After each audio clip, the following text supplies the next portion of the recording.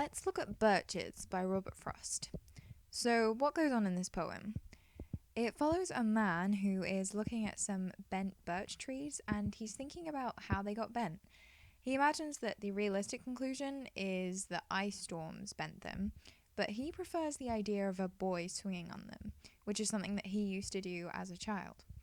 So at the end of the poem, the narrator seems to reevaluate their life, and if we take what he's saying literally, he seems to be saying that he wants to die and be reincarnated as a child and just swing on birches for the rest of his life. So he's thinking that adult life is really bewildering, but mortal life can be fulfilling if you live like he did as a child, if you live in line with nature and in line with your imagination. So he just disregards being useful and says, hey, swinging on birches isn't going to do anyone any harm, so I'm going to do it. However, I think that it's less drastic than this. I don't think he's saying this literally. I think that this image of dying and being reincarnated as a child and escaping Earth is just a metaphor for the new balance that he wants to bring to his life. So he does want to escape from reality and from adult life by going into his imagination. He wants to live more like a birch swinger instead of a guy who is lost going through these dark woods. He wants to escape into his imagination or towards heaven occasionally by swinging on the trees, but he will always come back down to earth. Alright, let's have a look at this poem line by line. When I see birches bent to left and right across the lines of straighter, darker trees, I like to think some boy's been swinging them. The birches here represent childhood. They're bright and they're flexible, and the darker trees represent adulthood, which is rigid and dull. The darker trees could also relate to the pathless wood that is referred to later, so there's a little continuity there. But swinging doesn't bend them down to stay. Ice storms do that. Often you must have seen them, loaded with ice a sunny winter morning after a rain. They click upon themselves as the breeze rises, and turn many-coloured as the stir cracks and crazes their enamel. Soon the sun's warmth makes them shed crystal shells, shattering and avalanching on the snow crust. Such heaps of broken glass to sweep away. You'd think the inner dome of heaven had fallen.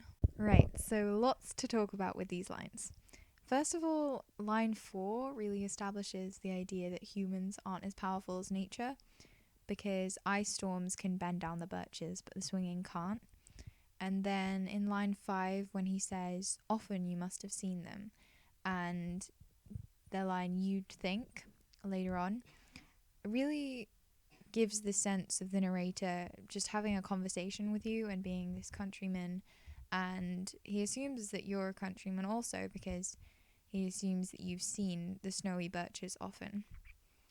Then we describe the beautiful setting, and the writer really engages us with the senses. He uses sight because he enlists your memory. He assumes that you've seen these birches, and he also says that they're many coloured. So there's perhaps this rainbow effect from the sun and the reflections.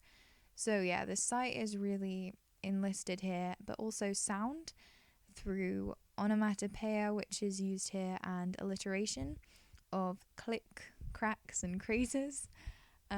Crazes are tiny spiderweb cracks on things, and enamel is a glassy outer coating, or the ice covering here.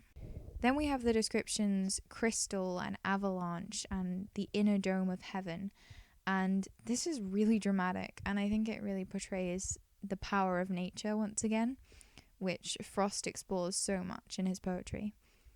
Then we also have an extended metaphor of glass with the broken glass and crystal and the shattering, and I think often when people think of glass they think of that sound of it shattering. So again, it's engaging our ears and creating this pure image and making a really dramatic scene. And then of course there's the metaphor of heaven, which is really effective because it makes nature seem really pure, but also kind of epic because, the inner dome of heaven, that's quite a colossal picture. And then finally, there's the alliteration of S in lines 10 to 12. And I think this again enlists our ears to set the scene. And I think it kind of represents the gentle sound of snowfall and melting and perhaps of glass shattering.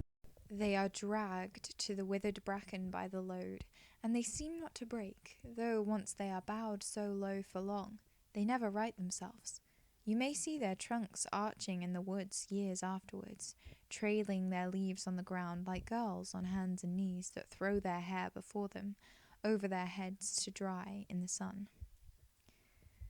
Okay, so line 14.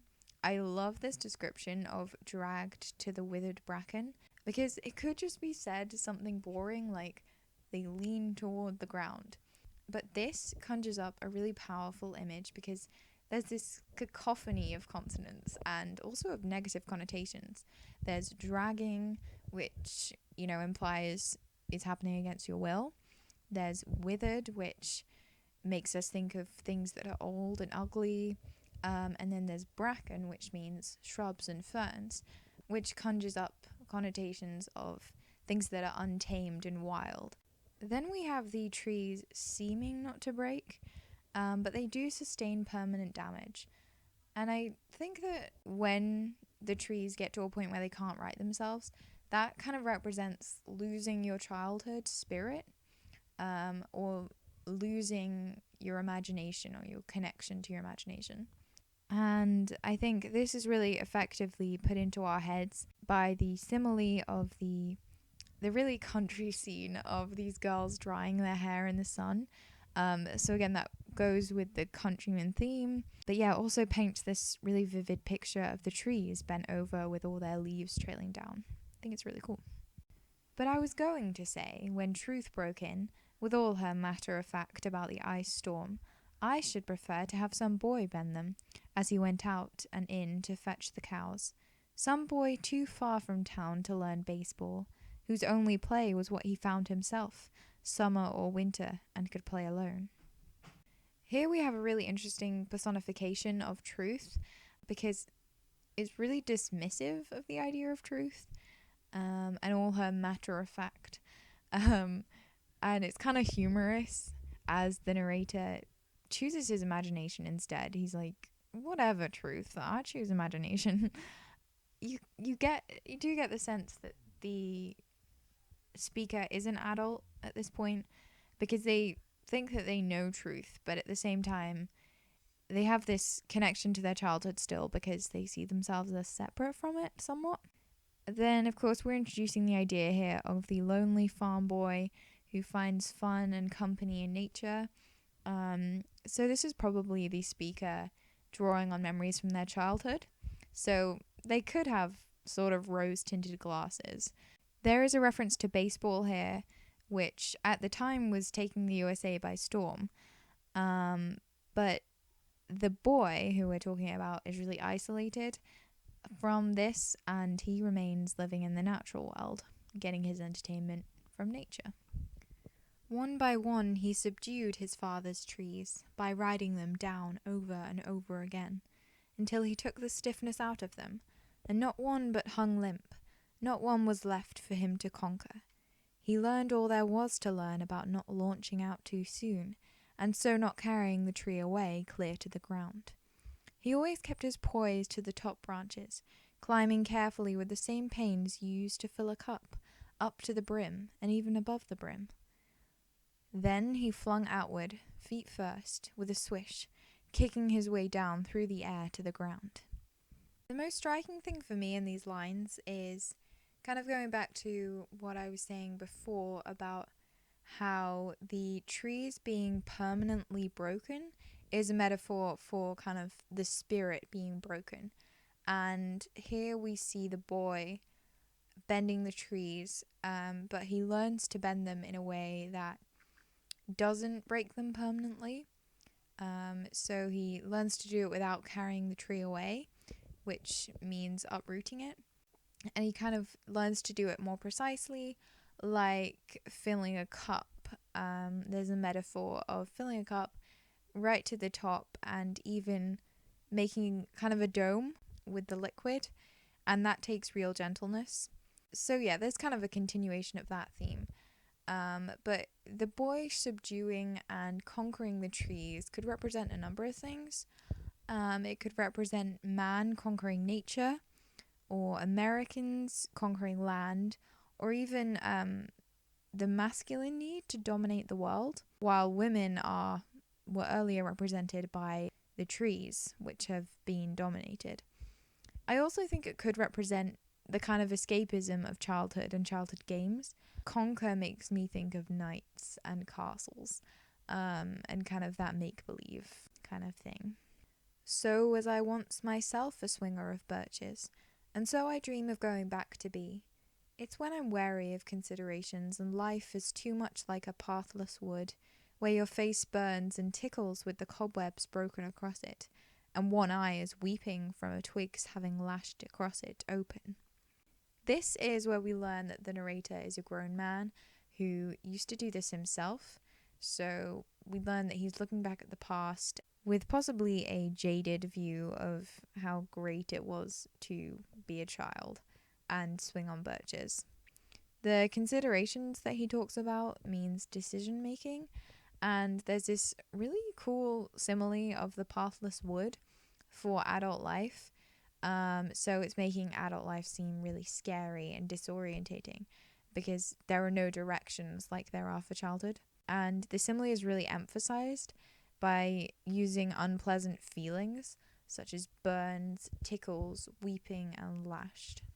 I'd like to get away from Earth a while, and then come back to it and begin over.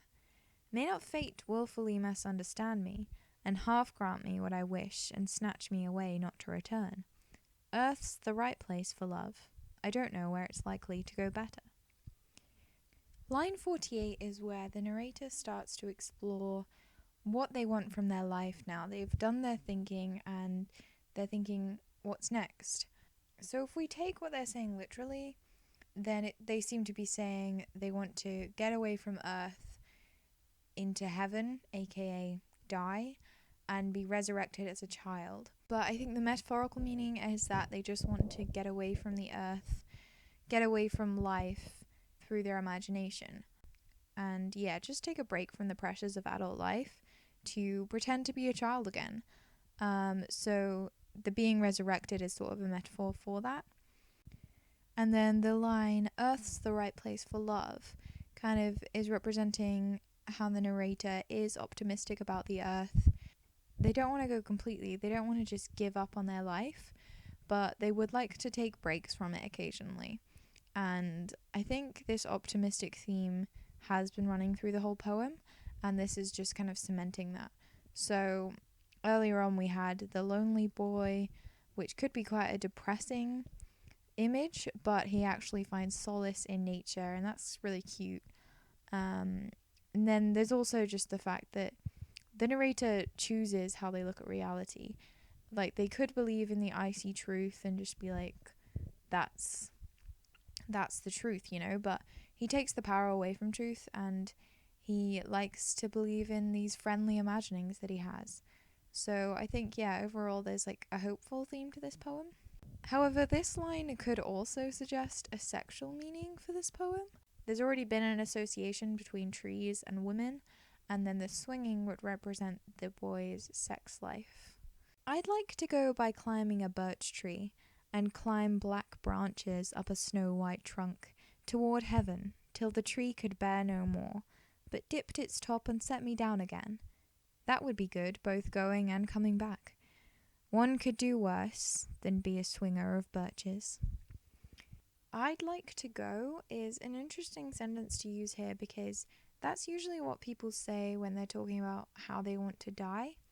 So I think that goes with the whole resurrection and death metaphor.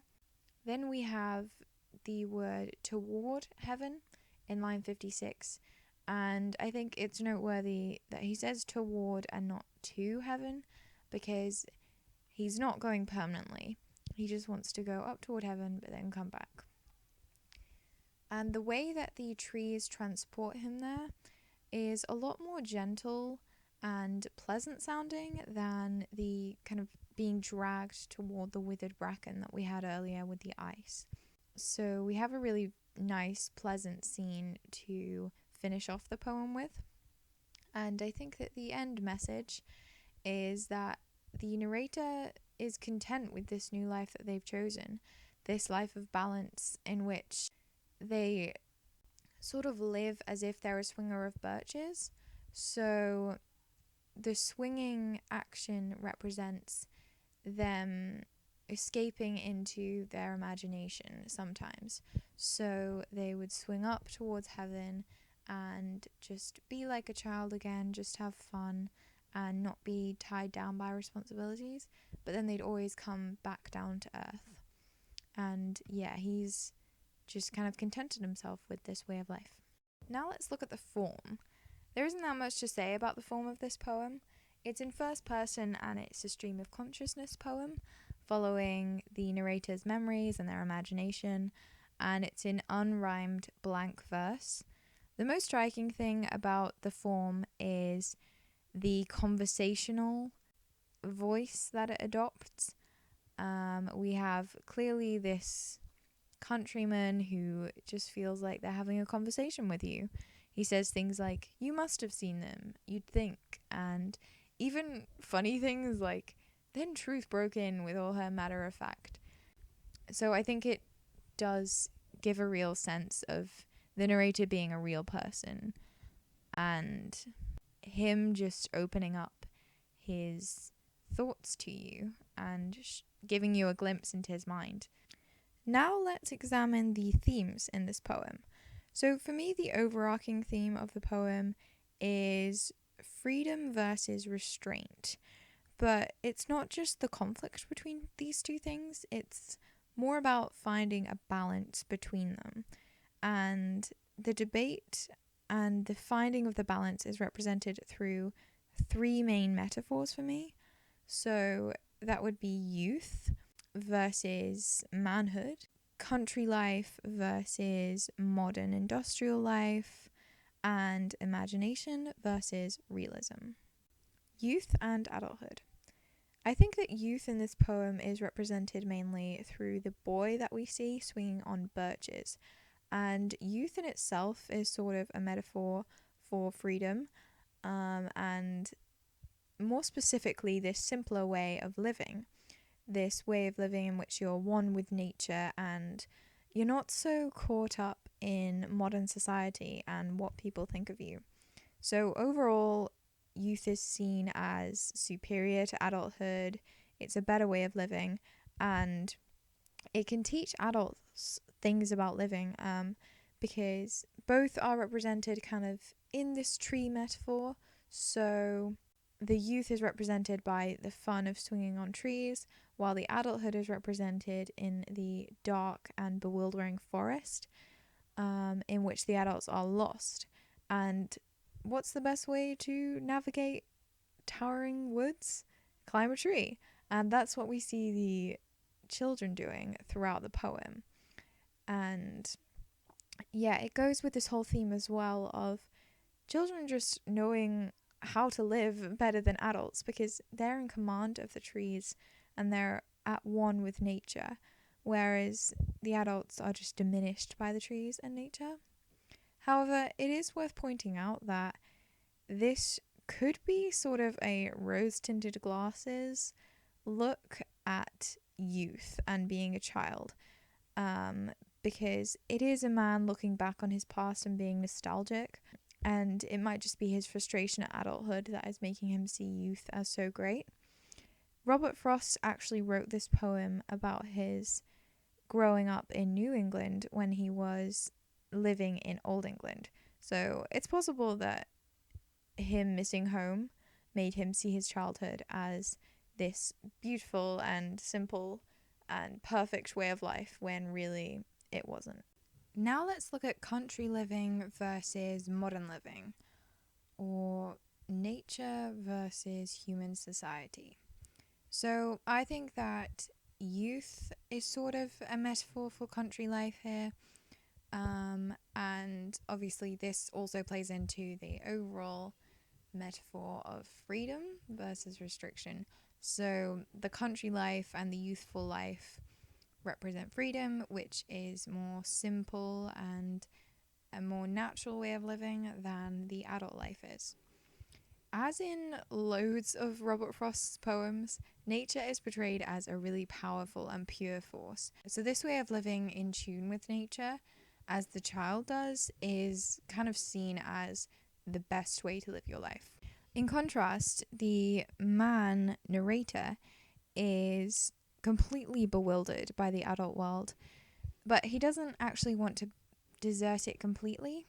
He is optimistic about society, I think, and he only wants to kind of draw on his experience of being a child and escape to the life that he lived as a child occasionally.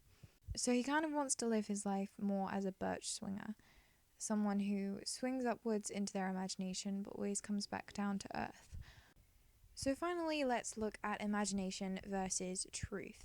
So these two things are represented through quite a lot of images in the poem, and it starts off right at the beginning when the man is looking at the trees and he's wondering how they got bent. And truth breaks in and says that the most likely conclusion is that ice did it. And so ice here represents realism and truth. But we all know ice is really unpleasant most of the time. You know, ice is harsh and cold and hard.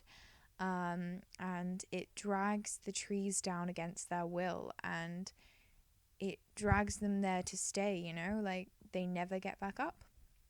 So I think overall there's a lot of unpleasant images associated with truth and with restriction, whereas imagination is really freeing and it's displayed through the boy bending the trees, which is a lot more of a pleasant image. It's fun and innocent and there's adrenaline involved, but the boy is also considerate of nature and he doesn't bend the trees down to stay. They can get back up and, you know, keep growing as they naturally would. So I think that in the end, even though childhood and living in your imagination and just having fun isn't generally seen as that much of a useful way to live your life, the narrator accepts that it doesn't hurt anyone and they can escape there for a swing or two. So I think that he finds this balance between being useful and being a part of society, but also embracing his childhood side and living in his imagination.